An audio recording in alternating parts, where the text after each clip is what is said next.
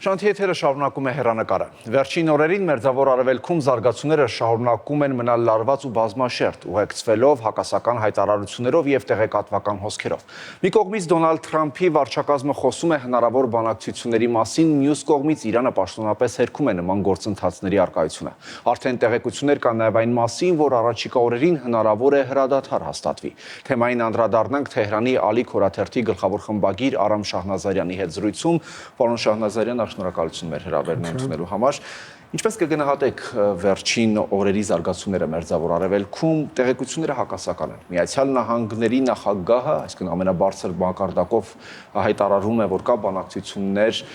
Իրանի հետ, Իրանը սակայն հերքում է այդ մասին, սակայն կարծես թե առողջի կողմից այսպես շատ նուրբ եւ դիվանագիտական մի նախադասություն այսօր հնչեց, թե միջնորդների միջոցով հաղորդագրությունների փոխանակումը չի նշանակում բանակցություններ։ Այսինքն ամեն դեպքում ինչ որ մի բան կուլիսներում կատարվում է։ Նախ պետք է նշեմ, որ Իրանը բացարձակապես հավատք չունի Միացյալ Նահանգների հետ բանակցությունների։ Մենք չպետք է մոռանանք, թե 12-օրյա պատերազմի ընթացքում, թե այս պատերազմի մեկնարկին Իրանը եւ Միացյալ Նահանգները Օմանի միջնորդությամբ բանակցությունների սեղանի շուրջ էին նստած, որի ընթացքում Միացյալ Նահանգները խախտելով դիվանագիտական բոլոր նորմերը ռազմական գործողություններ սկսեց։ Առաջին դեպքում Իսրայելը սկսեց, Միացյալ Նահանգները շարունակեց, երկրորդ դեպքում համատեղ ռազմական գործողություններ սկսեցին Իրանի դեմ, որը ոչ միայն Իրանում, այլ միջազգային հանրության մոտ բնութագրվում է որպես դավաճանություն դիվանագիտական գործընթացներին։ Նման պարագայում, երբ այս փորձը կա երկու անգամ նստել բանակցային սեղանի շուրջ ու այդ ընթացքում միանգամից դեմ կանգնել ռազմական գործողությունների կամ ինչպես դեռ տարիներ առաջ էր համատեղ համապարփակ գործողությունների ծրագրի հետ կապված կամ միջուկային պայմանագիրը, երբ երկար բանակցություններ, արդյունքում ինչ-որ պայմանավորվածություն, ստորագրված պաշտոնական փաստաթղթեր եւ միանգամից գալիս է մի նախագահ, որը պատրում դեն է նետում։ Սա Իրանին արդեն հուշում է, որ պետք չէ վստահել բանակցային գործընթացներին եւ Իրանը մտադիր չէ նման պայմաններում նստել բանակցային սեղանի շուրջ։ Սա պետք է ֆիքսել։ Այստեղ կա նաեւ երկու նրբություն։ Մեկ, պատկամների փոխանակումը, այսպես թե այնպես միշտ էլ տեղի է ունենում։ Պատերազմի գրեթե 3-4 օրվանից հետո երևի թե միջնորդ երկրները որոշակի փուլում Օմանը, Թուրքիան, հետո Պակիստանը, Եգիպտոսը, հիմա Պակիստանի գլխավորությամբ, Եգիպտոսը նաև կողմնակի, այս պատկամների փոխանակումը տեղի էր ունենում կողմերի միջև։ Կարևորը այստեղ Իրանի դիրքորոշումը եւ Իրանի պատասխանն է այս բոլորին։ Դեռևս 3 հայտարարվել էր այն 5 կետերը, որոնք Իրանը նշել է պատերազմը դադարեցնելու համար։ Մի շարք կարևոր նրբություն կա։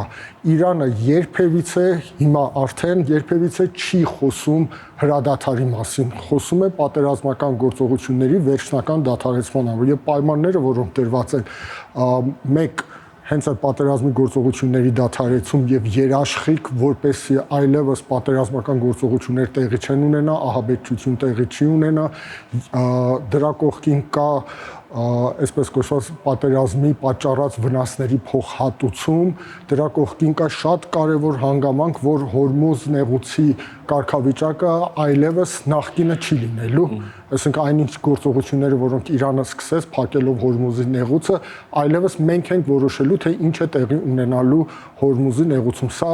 եւ երկու այլ պայմաններ, որոնք իրատեսական են, բայց Միացյալ Նահանգները կարծում եք Իսրայելը կնստեն այդ եւ կհամաձայնվեն այդ քայլերին։ Հիմա այնպիսի վիճակ է, որ անգամ արևմտյան լրատվամիջոցները, անգամ ամերիկյան վարչակազմի նախկին կարկառուն ներկայացուցիչներ անվտանգային եւ ռազմական Մեծ Բրիտանիայում, Եվրոպայում, բոլորը խոսում են այն մասին, որ ներկա դրությամբ պատերազմի ընթացքի թելադրողը Իրանն է։ Սա մնում է փաստ, որ հերքել չեն կարող, ոչ ամերիկացիներն են կարող հերքել, ոչ Իսրայելն է կարող հերքել, որ մնում է Իրանը։ Եվ եթե դու պատերազմի ընթացքի թելադրողն ես, եւ եթե դու ցույց ես տվել, որ այս 4 շաբաթների ընթացքում ոչ միայն կարող ես դիմակայել, այլ չեզոքացնել դիմացինի բոլոր նպատակները, որոնք սահմանել էր եւ ոչ մեկին չի հասել, երեք Պակիստանի արտգործնախարարը հայտարարեց, որ ներկա դրությամբ Միացյալ Նահանգների գլխավոր նպատակը դա Հորմուզի նեղուցի բացումն է։ Չմոռանանք, որ պատերազմի սկզբին նպատակ էր դրված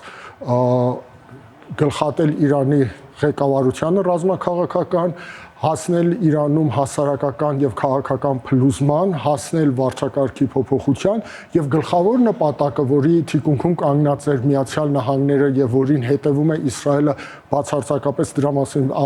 վերջին 1 տարում բացարձակապես խոսում է դրա մասին, դա Իրանի որպես պետական միավորման կազմակերպումներ, ոչ մեկը չի իրականացվել։ Ներկա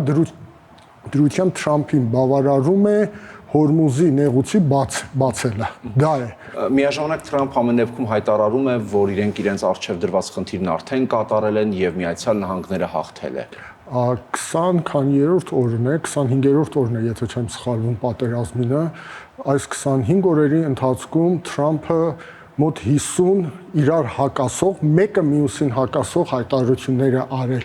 Մենք չմոռանանք, որ բանակցությունների մասին առաջինը բարձրաձայնել է Թրամփը, առաջինը խոսում է Թրամփը,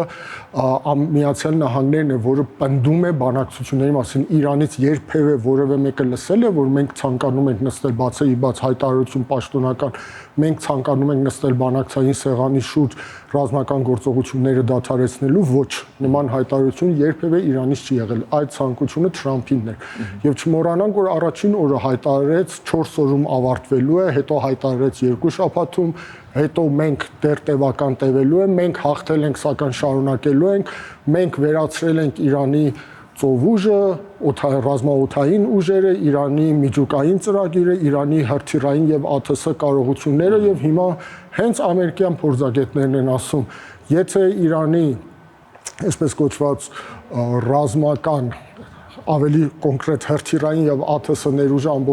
ամբողջովին ոչնչացվելու, բայց այս հարվածները որտեղից են։ Եւ ծաղրով նշել էր այդ փորձագետներից մեկը, ես հետևում եմ արևմտյան այսպես կոչված թույթներին, գրություններին եւ այլն, ասում եմ, եթե մենք հաշվարկենք, մեղմ ասած Թրամփը 320%-ով է ոչնչացրել Իրանի ռազմական ներուժը։ Եթե հաշվառենք նրա հայտարարությունները։ Այո, նրա բոլոր հայտարարությունները հանրագումար դա նշանակում է 320% է ոչնչացրել, բայց Իրանի հարվածները դարձել են ավելի թիրախային, ավելի ուժգին, ավելի նպատակային։ Միջազգային մամուլում արդեն իսկ կան տեղեկություններ, թե հենց այս շաբաթ օրը հնարավոր է Թրամփը հայտարարի հրադադարի մասին։ Որքանով է սա հավանական համարվում եւ ինչը կարող է լինել Թրամփի այս որոշման պատճառը։ Ես կասեմ իմ սուբյեկտիվ կարծիքը, ամբողջովին իմ կարծիքն է, ես չեմ կարծում, որ նա հայտարարի այդ մասին։ Թրամփի հոգեբանությունից, Թրամփի գործելավոճից ելնելով այն հայտարարությանը, որ ինքը հենց 3 էր արել, 3 երեկոյան ուշ ժամի մեր ժամանակով հայտարարությունը, որ արել էր, որ ինչու է քննադատում մեզ, ինչու եք ասում մենք պարտվել ենք պատերազմում, մենք չենք իրականացրել մեր նպատակները, մենք հաղթել ենք այս պատերազմում, մենք դադարեցրել ենք, ես դադարեցրել եմ 7 պատերազմ, վերջ եմ տվել այն ինչ որ ինքը բարձրաձայնում է, հպարտանում է դրանով եւ արդեն հաղթում եմ Իրանին։ Դրանից ելնելով եւ իր հոգեբանությունից, որ իրեն անհրաժեշտ են հաղթանակներ, քոուբոյական առիթ եմ ունեցել նշելու եւ կրկին նշում եմ քոուբոյական մտածողությունը, ոնց որ մենք western ֆիլմերում ենք, ինքը այդ մաչոն է, լավ տղան է, որը պիտի անպայման հաղթի կինոյի ավարտին։ Նման հոգեբանություն ունեցող մարդը տենց արագ զինադադարի ռազմական գործողությունների դադարեցման մասին չի հայտարարի։ Ընդհակառակը ես պետք է նշեմ, որ իրանական փորձագիտական շրջանակները վերջին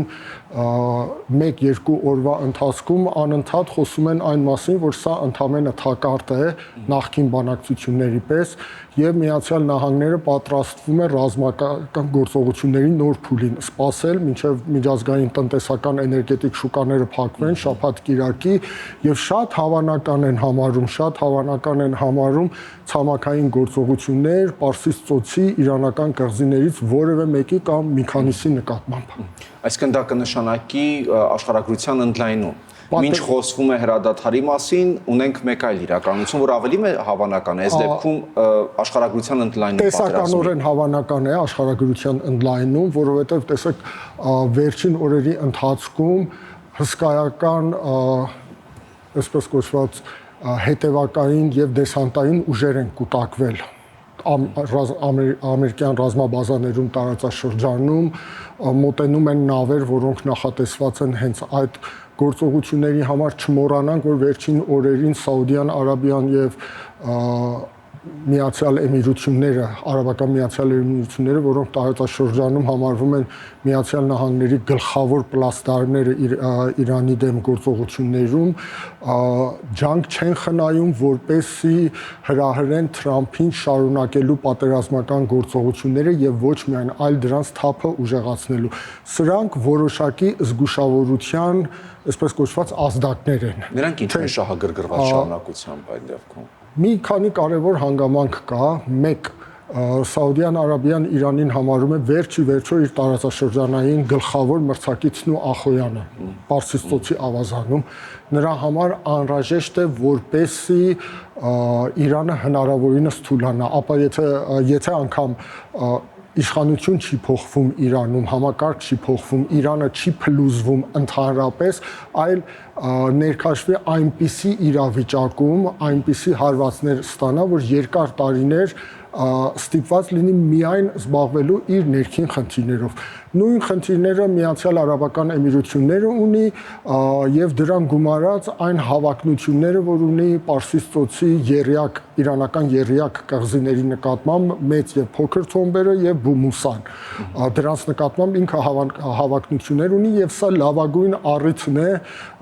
Միացյալ Նահանգների միջոցով դա իրագործել։ Մի բան ես կուզեի նշել անպայման, փաստը ցույց տվեց, որ այս արաբական երկրները վերջին 10 տարվա ընթացքում, հատկապես Սաուդյան Արաբիան եւ Միացյալ Արաբական Էմիրությունները տասնյակ միլիարդավոր դոլարներ պայմանագրեր են կնքել Միացյալ Նահանգների հետ ռազմական, այսպես կոչված տեխնիկա ձեռք բերելու, ամենավերջին տեխնիկան ձեռք բերելու, բայց այս պատերազմը ցույց տվեց մի շատ կարևոր հանգամանք։ Նրանք այդ տեխնիկան օգտագործելու ոչ կարողությունը ունեն, ոչ նաև քաջությունը, այսինքն իրենց բանակները թղթի վրա բանակներ են, իրականում գոյություն չունեն։ Ամբողջ հույսը Միացյալ Նահանգների միջոցով պաշտպանվելու է, այն դեպքում, երբ հիմա իրենք են դարձել այն վահանը, որը պաշտպանում է Միացյալ Նահանգները, միլիարդներ դոլար ծախսեց, որպեսզի նա պաշտպանի քեզ, բայց հիմա դու դարձել ես այդ պաշտպանիչ վահանը։ Պարոն Շահնազարյան, թուրքական մի շարք լրատվամիջոցներ տեղեկություն են տարածել այն մասին, որ Իլհամ Ալիևը Իսրայելին խոստացել է հնարավորություն ընձեռել ռազմական հարձակում իրականացնել Իրանի դեմ հենց Ադրբեջանի տարածքից, ավելին անգամ խոսք է գնում, որ հնարավոր է Ադրբեջանն ինքը նաև նախաձեռնի այդ հարձակումն իրականացնել։ Սա որքանով է հավանական համարում, նաև եթե հաշվի առնենք, որ վերջին 10 օրվա ընթացքում Իրանի եւ Ադրբեջանի արտաքին գործերի նախարարներն արդեն 2 անգամ հեռախոսազրույց են ունեցել եւ Կասպից ծովում լարվածության մասին մտահոգություն են արտահայտել։ Գիտեք, մի քիչ ծիծաղելի է Ադրբեջանը Իրանի դեմ ռազմական գործողություններ իրականացնի, որովհետեւ Ադրբեջանը շատ լավ գիտի, թե ինչ կարող է պատահել իր հետ։ Հենց մեր հայաստանյան վերլուծաբաններից մեկը, չեմ հիշում որ մեկը, չգիտեմ, անունը չեմ մտաբերում, բայց մեջբերում անեմ իր խոսքերը, որ շատ ճիշտ էր նշել։ Իլհամ Ալիևը ներգրավում է պատերազմում միայն այն դեպքում, երբ վստահ է, որ հաղթելու է այդ պատերազմում, Իրանի դեմ նման հեռանկար բացարձակապես գոյություն չունի։ Ադրբեջանը շատ լավ գիտի, կարծում եմ Բաքվում շատ լավ գիտակցում են, որ ինչ կարող է պատահել Շահդենիզի նավթային բանով հանքավայրեր, որ իրենց զարկերակն է, Ադրբեջանի գոյության զարկերակն է, ինքը Բաքուն, օկուպացված մեր Արցախում ռազմակառույցներ, որոնք ստեղծել են եւ օգտագործվում է, արդեն բոլոր փաստերը կան ապացուցված, որ օգտագործվում է Իսրայելի կողմից Նախիջևանում, ինչու՞ չէ նաեւ Բաքու-Ջեյհան նավթամուղը։ Ինչքան է կարծում, ես ռետորաբանական հարց բարձրացնեմ, ինչքան կպահանջի ժամանակ եւ ինչ ներուժ կպահանջի Իրանից հարվածելու այդ բոլորին, իսկ հետո գիտենք դրանից հետո ինչ է պատահելու Ադրբեջանում։ Այնպես որ տեսականորեն այո, իրենք կարող են ներգրավել Իսրայելի կողմից, որովհետև ռազմավարական կապերը ամենաբարձր մակարդակի վրա են Բաքու Թել-Ավիվ ռազմավարական կապերը, Իսրայելը ունի այդ բազաները ուղղակիորեն օգտագործվում է Իսրայելը, Ադրբեջանը պլաստդարմ է Իրանի դեմ գործողությունների համար, դրանք փաստ են։ Իրանի ներկայդրությամբ անհրաժեշտ չէ, Իրանի զսպվածությունը պայմանավորված է դրանով, որ նախ անհրաժեշտ չէ հավելյալ ճակատ բացել, երկրորդ Իրանում գիտակցում են, եթե Ադրբեջանի հետ մտնեն ռազմական գործողությունների մեջ, սա կնշանակի, որ նաև Թուրքիան է ներգրավելու ուղղակի կամ անուղղակի։ Թուրքիայի չեզոքությունը այսօր անհրաժեշտություն է Իրանի համար այս պատերազմում։ Այնուամենայնիվ, եթե համարձակվի գնալ, այսինքն տեսականորեն հնարավոր է գնալ այդ արկածախնդրության, հետևանքները աղետալի են լինելու Ադրբեջանի համար առաջին հերթին, ոչ այնքան Իրանի, ինչքան Ադրբեջանի, որովհետև կրկնում եմ, փաստացի դե ֆակտո արդեն Ադրբեջանի տարածքը օգտագործվում է Իրանի դեմ հարվածների համար։ Իսկ այս դեպքում ինչպես է գնահատում այս 25 օրերին Չինաստանի եւ Ռուսաստանի պահվածքը, հաշվի առնելով Իրանի հետ այդ գործընկերությունը։ Թեպետ երևացող որևէ բան չկա, փորձագետներն են, նաև ռազմական փորձագետներ, նեղ մասնագիտական փորձագետներ, նաև հստակ որևէ բան չեն կարողանում նշել, բայց ակնհայտ է անգամ արտգործնախարար Արաքչիի վերջին հարցազրույցներից մեկում, երբ նույն հարցը տվեցին իրեն, պատասխանից ակնհայտ է, որ անվտանգային եւ ռազմական առումով որոշակի սերտ համագործակցություն կա Ռուսաստանի եւ մանավանդ Չինաստանի հետ, որովհետեւ այս պատերազմը ավարտը, եթե այս պատերազմի ավարտը, եթե ենթադրում է Իրանի պարտությունը եւ այն նպատակները, որոնք սահմանված են Միացյալ Նահանգներ Իսրայելի կողմից դրանց իրագործումը, սա մեծագույն հարվածը կլինի աշխարհաքաղաքական առումով, ռազմավարական առումով Ռուսաստանի եւ մանավանդ Չինաստանի շահերին։ Չի բարձրաձայնվում այդ մասին, այդուհանդերձ խոսակցությունները փորձագետների եւ փաստերը խոսում են այն մասին, որ մանավանդ Չինաստանը ռազմական եւ տեղեկատվական առումով սերտ համագործակցություն ունի Իրանի հետ, մեկ Մոսադի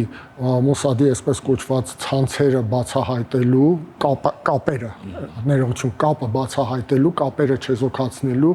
երկրորդ Իրանի հակաօդային պաշտպանությանը օգնելու, որպեսզի գործի արդյունավետ։ Համեմատենք 12 օրյա պատերազմի հետ, թե ինչ էր պատահում Իրանում, երկինքը գրեթե բաց էր, բոլորը գիտեն, դա փաստ է, ինչ հարվածներ ստացավ դրանցից Իրանը եւ այս պատերազմը 130-ից ավել ամերիկյան եւ իսրայելական ԱԹՍ-ներ են խոցվել, վերջին շրջանում նաեւ քանի ինքնաթիռ է խոսվել, վերջինը 3 էր F-18-ը, ամենագլխավորը F-35-ը, առաջին միջադեպը։ Եվ բոլորը գիտեն, որ սա հնարավոր էր Չինաստանի տեղեկատվական եւ տեխնիկական համագործակցության շնորհիվ, բայց դա նշեմ իհարկե, որ չի նվաստացնում, չի ստվերում այն հսկայական աշխատանքը, որ իրանական հոպը կատարել է այս նախորդ պատերազմից մինչ այս պատերազմը։ Ամփոփելով հակիրճ մեր զրույցը, ինչ իրավիճակում մթնոլորտ է Թեհրանում, Իրանում մեր հայերի շրջանում։ Տեսեք, հայկական համայնքը եւս իրանական մեծ հասարակության մի մասնիկն է, չի կարող անջատված մնալ այս ամբողջից։ Բնականաբար պատերազմական վիճակը իր բոլոր բացասական հետևանքներով, լինի դա հոգեբանական, լինի դա նյութական, լինի դա մարդկային, բոլորով ազդում է։ Ցավոք սրտի կապը հնարավորություն նվազագույն է, ես արդեն 4 ամիս է ինչ Երևանում եմ եւ վերջին օրերին բացարձակապես չեմ կարողացել կապվել մի տող հաղորդագրությունով, եթե հնարավոր լինի, ոնց եք լավ են։ Այդ բանով, բայց վերջին տեղեկությունները որ կան, հենց դա էր, որ ստացանք պատերազմի առաջին օրը